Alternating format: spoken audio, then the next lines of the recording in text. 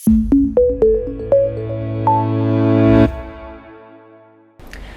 teman-teman, aku Lita bersama Alter Talk. Hari ini aku bakal ngebahas tentang serba-serbi dunia hospitality bersama Mr. Henry. Nah, Pak Henry ini adalah salah satu pebisnis yang sudah lama berkecimpung di dunia hospitality.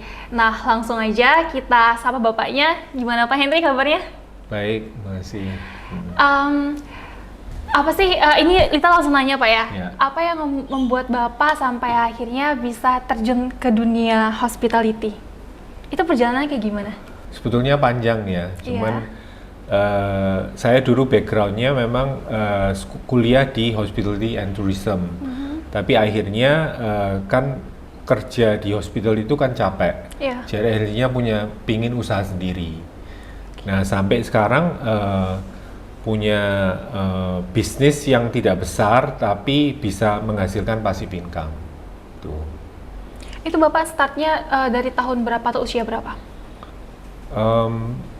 Startnya mulai dari pertama kali saya ke Bali 2005. 2005, Ya, oh cukup lama Pak ya. Iya.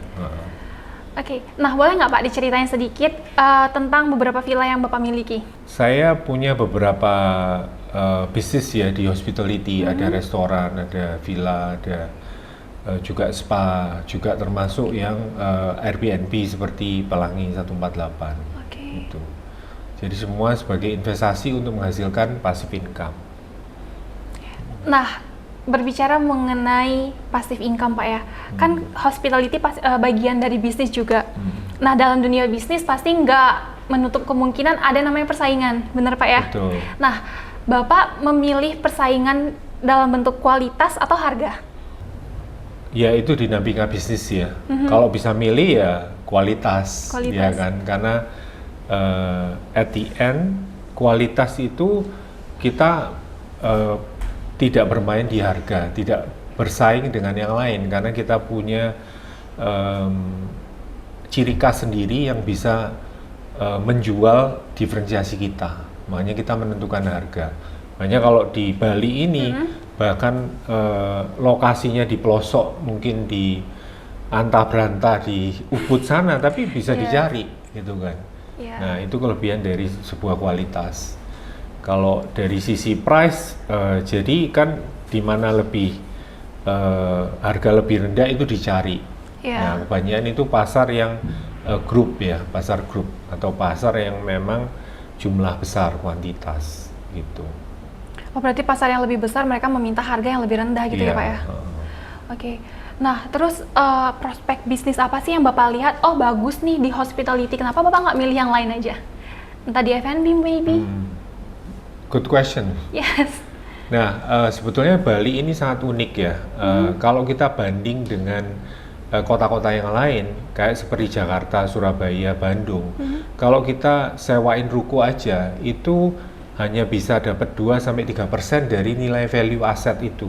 Sedangkan kalau di Bali, di area pariwisata kita bisa menghasilkan 5-6% per tahun. Jadi sebetulnya pariwisata ini sangat menjanjikan dibanding area-area yang lain. Karena orang kalau berlibur pasti mau habisin duit kan, nggak mau saving kan. Udah kesini, apalagi kan pangsa kita di Bali ini internasional gitu. Jadi kalau dari sisi ditanya tadi kenapa milih Bali, karena secara return ROI-nya lebih besar dari kota-kota yang lain di Indonesia. Tuh. Berarti lebih menjanjikan pasarnya Pak ya? Betul. Saking banyaknya ya Betul. wisatawan asing sama yang lokal. Iya. Tapi berdasarkan pengalaman Bapak nih Pak, hospitality itu lebih diminati sama orang lokal atau wisatawan asing sih Pak? Menurut Bapak sendiri? Keduanya ya punya pasar Keduanya. sendiri ya. Oke. Pasar sendiri. Kalau pasar luar negeri tergantung dari negaranya juga. Negara-negara yang maju biasanya dia mencari lebih ke experience daripada ke value-nya. Jadi experience contohnya mereka pengalaman tinggal di sebuah villa, pengalaman makan di sini, itu experience lebih menjual di sana. Gitu. Jadi lebih ke service. Tapi kalau domestik mungkin saat ini lebih ke arah gimana dapat, ini mayoritas ya, bukan ada juga yang level di atas juga, tapi rata-rata mereka cari yang value for the money kalau domestik. Jadi yang penting bisa tidur nyenyak dan bisa shopping itu. Dan kuliner, shopping dan kuliner kalau domestik. Jadi area-area yang tidak jauh dari tempat-tempat kuliner maupun destinasi yang mereka inginkan. Berarti ada perbedaan orientasi Pak ya. Jadi Betul. kalau misalnya wisatawan asing lebih orientasinya ke experience, pengalaman, kalau yang wisatawan lokal lebih ke belanja gitu ya. Sama kuliner. Oke. Kalau menurut Bapak sendiri di hospitality itu kan pasti ada sisi baiknya, ada pasti sisi buruknya. Nah, sisi buruknya apa Pak? Dari sisi apa nih? Yang kalau traveler kan enggak ya, paling kantongnya aja dari tebel ke tipis. Tadi sebagai pemiliknya lah Pak, ownernya. Pemiliknya, owner. Di hospitality ya, hospital tourism itu bisnis yang sangat fragile, tergantung pada eksternal faktor. Kalau misalnya ada kerusuhan, pasti kedampak. Iya. Itu kan, kalau negaranya juga nggak aman, orang nggak pergi ke sana. Kayak Perancis sekarang rusuh, orang nggak ke Perancis kan. Iya. Terus pandemi kemarin ada sakit atau ada musibah, udah langsung ini KO. Iya, benar-benar. Semua, jadi sangat fragile. Bukan kebutuhan utama kan, kebutuhan kesekian. Setelah sandang pangan papan baru berlibur. Nah itu. Oke, berarti fragile-nya di sana ya Pak ya, di faktor eksternal. Iya. Harapan Bapak untuk dunia hospitality nih supaya semua orang tahu, kedepannya harus ini nih yang dibenahi gitu. Apa nih Pak? Di Bali ya terutama? Di Bali, iya. Oke. Kalau Bali sih hanya satu ya, infrastruktur. Oh, oke. Infrastruktur yang paling utama saya rasa. Kan Bali ini kan masih belum merata. Pariwisatanya hanya di selatan Bali, Pulau Bali. Nah, kalau infrastrukturnya bisa jadi kan bisa merata dan dari mana ke mana itu akan lebih mudah. Itu ya mudah lah, kita contohnya di negara tetangga kan infrastrukturnya udah jadi kan lebih mudah untuk semua bisnis hospital industri untuk tumbuh. Jadi nggak kalau ada cuaca gini banjir di mana-mana udah ini kan macet gitu kan. Apalagi sekarang kalau ke Uluwatu, ke Bedugul itu satu jalan yang kalau trafiknya besar, trafik itu luar biasa. Jadi semuanya terdampak jadinya. Mestinya bisa ke beberapa tempat, tapi akhirnya mestinya satu hari bisa 8 tempat, akhirnya harus dikurangi ke 6 tempat karena waktunya habis di jalan. Iya, benar. Iya, itu sih. Apalagi untuk infrastruktur di bagian Bali Barat ya Pak? Bali Barat sekarang lagi ada pembangunan tol ya dari Mengwi ke Gilimanuk ya? Gilimanuk. Okay. Nah, harapannya tahun 2024-2025 itu bisa jadi. Dan ini tol pertama yang bukan hanya ada rute mobil, motor, tapi juga ada sepeda. Oh. Jadi pertama yang mungkin di dunia, jadi akan menarik untuk Bali. Jadi pertumbuhannya cukup, inilah harapannya Bali yang dulunya lebih ternama daripada Indonesia, lebih harapannya nanti bisa lebih baik lagi gitu. Dan sekarang top 3 destination around the world, top 3 destination untuk Bali. Ya? Iya. Wow. Setelah Prancis sama apa gitu, saya lupa. Di dalam hospitality yang paling tinggi levelnya itu memang experience, bagaimana menjual pengalaman dalam sebuah liburan. Jadi memorable experience yang maksudnya itu yang kita bisa jual. Kalau dulu ada kartu kredit itu tag-nya kan gini ya, tag-nya itu experience priceless gitu kan, nggak ada harganya kalau bisa mendapatkan memorable experience itu. Iya. Jadi itu sebetulnya arahnya ke sana. Nah, bagaimana untuk membuat sebuah experience ya tergantung dari segmen marketnya. Ke depan masing-masing properti maupun destinasi harus punya experience yang berbeda, bukan kayak monkey see, monkey do ya, duplikasi aja, tapi melakukan sesuatu yang berbeda dari ciri khasnya properti atau area tersebut. Ada unique value-nya gitu Pak ya? Ya. Betul. Pantas kemarin pas kita ketemu Bapak bilang experience terus gitu ya? Karena memang ternyata itu yang menjanjikan Pak ya? Iya, betul. Oke, berarti kedepannya inovasi berupa pengalaman yang lebih diinin Pak ya, yang lebih ditonjolkan gitu ya? Betul. Tapi kalau berbicara mengenai experience nih Pak, itu kan nggak, maksudnya kalau menurut saya Pak ya, ada kalangan middle up yang butuh, yang lebih membutuhkan experience. Kalau seperti yang besar, sebetulnya market yang besar adalah China kan. China barusan dibuka pada saat Imlek kemarin, itu marketnya gede banget. Dia dari level bawah sampai ke atas premium. Tapi yang gede yang akan bawa, dia akan datang per grup, ya kan. 1 bus, 2 bus, itu kan butuh hotel yang cukup besar. Dia cari value-nya, dia bisa bawa ke, ya kayak kita pertama kali ke misalnya Thailand gitu ya, kan kita maunya ke banyak tempat kalau bisa. Iya. Kalau bisa 1 hari bisa 10 tempat lebih bagus. Biar nggak rugi gitu Pak ya? Nggak rugi dan kita bisa buat konten. Iya benar. Ya kan? Oh aku baru dari Thailand nih, aku naik gajah kemana ke macam-macam kan, itu jadi first time traveler. Tapi setelah itu kan nggak mungkin mengulang apa yang udah dilakukan tapi nggak suka kan. Pasti mencari sesuatu yang dia suka, itu akan diulangi. Nah diulangi yang lebih dalam, lebih nyaman. Nah, kan tadi Bapak sempat singgung tuh kalau Bali berada di posisi kedua dalam TripAdvisor 10 destinasi terpopuler pada tahun 2023. Nah, itu ada sisi negatif sama sisi positifnya dong, Pak. Iya kan? Nah, Bapak melihatnya ini sebagai hal yang baik atau bahkan buruk? Lebih banyak baiknya dari buruknya ya. Gitu. Karena kalau top 2 kan berarti banyak orang yang sudah pernah ke sana dan otomatis orang lain juga akan ikut ke sana gitu. Dan Bali ini nomor 2 berarti mengalahkan yang lain, terutama kayak Paris, London. Keren yang luar biasa, bahkan Amerika gitu kan. Jadi ini pencapaian yang luar biasa menurut saya ya. Apalagi setelah pandemi, jadi kayak turis itu berbondong-bondong untuk ke Bali. Ya, memang di tahun kemarin setelah pandemi, tahun kemarin itu paling peak itu di akhir tahun. Kalau kita rasain kemana-mana kan rame banget, macet banget. Apalagi ke tempat-tempat kuliner gitu. Iya. Apalagi sejak G20 kemarin tuh loh Pak. Ya. Itu baru rame banget. Ya.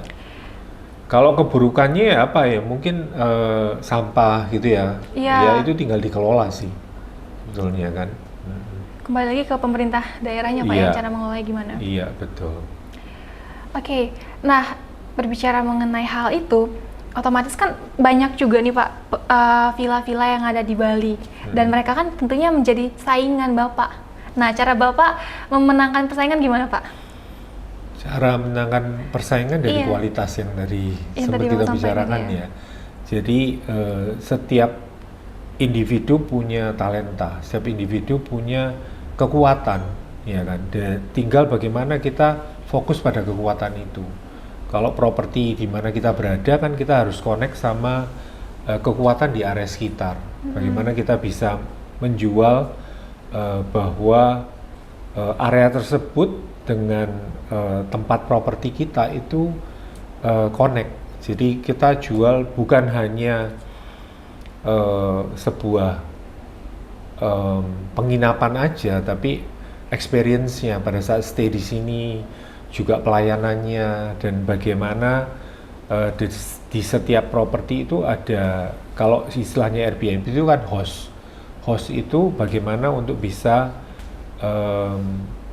membuat sebuah perjalanan berlibur ini nyaman dan menyenangkan dan diingat gitu ya, memorable experience gitu sih. Jadi masing-masing sebetulnya nggak ada persaingan ya sebetulnya. Justru saling menguatkan, kan nggak mungkin ya rata-rata seorang turis kalau ke suatu tempat dia nggak mengulang ke tempat yang sama. Betul nggak? Kecuali dia memang sudah ke beberapa kali tempat, oh saya nyaman di tempat yang ini. Oh karena saya kali ini bawa keluarga yang memang butuh fasilitas untuk anak-anak. Nah itu kan jadi segmennya berbeda.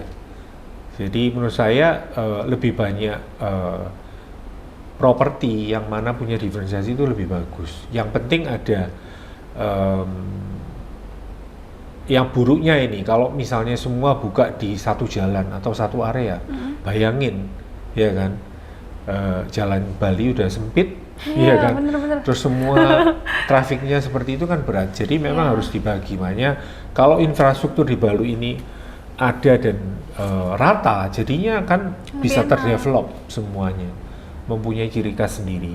Berapapun Bali ini kedatangan turis, dia akan lebih merata. Oh daerah Kuta sudah penuh kan, bisa daerah Seminyak, daerah Canggu, bahkan sekarang kan daerah Lovina maupun daerah tempat yang lain. Di Ubud pun kan besar juga gitu kan. Ubud ada Payangan, ada Lotundu, semua area itu punya nilai jual. Nah bagaimana untuk punya diferensiasi di arah sana?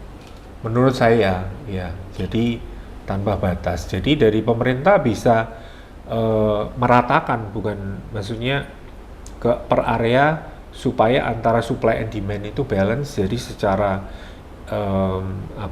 traffic maupun area pun bisa tumbuh secara baik, ya, baik dan benar istilahnya. Ya. Oke. Nah, Bapak pernah nggak ketika gini, kan Bapak punya villa atau punya hotel gitu kan, tapi saking banyaknya turis lokal ataupun asing yang masuk, kepenuhan, terus akhirnya Bapak alihkan ke yang lain, itu pernah nggak Pak? Kasusnya kayak gitu, case-nya? Oh, kalau peak season ya, itu high umum season ya. Ya. Oh, oke. Ya. Kalau di hospital industry, high season itu pas summer season, bulan 6, 7 sampai bulan 9. Kalau peak season itu Desember. Tanggal 20 ke atas sampai awal tahun. Itu perbedaan antara high sama peak. Oke. Nah, berbicara mengenai experience, menurut pengalaman Bapak sendiri, tempat di Bali tempat di mananya yang paling memorable? Apakah Ubud, Canggu, Seminyak, Sedua? Yang paling memorable menurut Bapak? Ya tergantung kita pergi sama siapa sih. Gitu ya? Iya. Okay. Itu yang membuat areanya itu memorable menurut saya ya. Ya area dan tempat itu menjadi dukungan kita berlibur dengan siapa gitu. Ya kalau saya sih masing-masing Bali punya diferensiasi ya. Dan saya suka ke semua area Bali gitu. Bahkan ke pelosok-pelosok pada saat pandemi saya naik ke West juga pernah. Nah itu juga nyaman juga. Oh oke. Berarti memang di Bali setiap tempat pasti ada kenangannya sendiri Pak ya? Iya betul. Kenangan yang baik maupun buruk. Oh gitu. Bapak punya kenangan yang buruk? Kenangan buruk pernah kena macet kan buruk kan. Maksudnya kalau lama, karena kalau di Bali ini kendala utama trafik ya kan. Kalau misalnya ada banjir gitu kan, Jakarta juga sama ya, kan akan menjadi macet dan bahkan bisa menghabiskan waktu lama. Terus kedua kalau ada upacara lampu jalannya ditutup, iya, benar. gitu kan, muter lagi ya Pak ya? Iya betul. Nah ya kalau kenangan terkait properti yang buruk sih ada ya. Nah saya melihat digital ini membantu kita untuk menyeleksi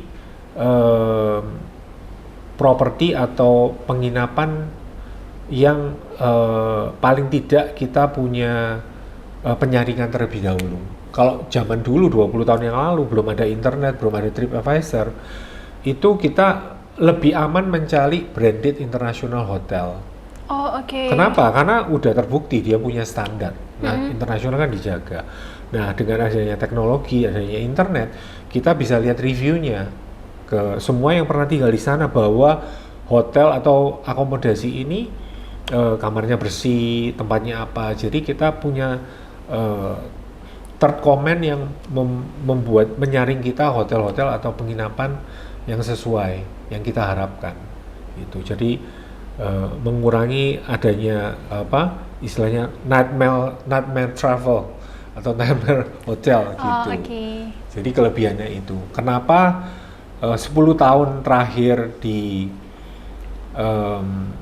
non-branded accommodation itu naik pesat ya? Menurut saya karena digital di internet ini, karena semua yang kecil-kecil pun bisa bersaing dengan yang besar. Yang penting punya guest comment yang bagus, punya apa namanya hubungan yang bagus dengan klien gitu. Iya, ya benar sih Pak. Karena kebanyakan apalagi kalau di TripAdvisor itu kan kelihatan ya mana Iya. hotel-hotel yang nggak selamanya yang terbaik itu yang bintang 5, bintang 4, Iya. bahkan bintang 3, 2 juga Iya, terbaik betul. juga gitu. Semua kembali ke pelayanan. Nah, ini menurut Bapak kehadiran Alter Stay dari sisi villa owner Bapak, benefit seperti apa sih yang Bapak dapatkan? Alter Stay itu menurut saya yang dikelola anak muda ya, secara digital marketingnya bagus dan secara cost efisiensinya juga bagus itu. Jadi dua hal itu yang saya melihat adalah strength point Alter Stay. Oke, terima kasih banyak Bapak. Terima kasih, itu waktunya untuk interview saya, dan thanks to Alter Stay udah mengelola dari awal properti ini buka. Demikian teman-teman singkat ya serba-serbi kita di dunia hospitality bersama Pak Henry, dan semoga apa yang udah disampaikan, yang udah dibincang-bincangkan di hari ini dapat bermanfaat buat kita semua, dan sampai ketemu di episode selanjutnya. Bye bye.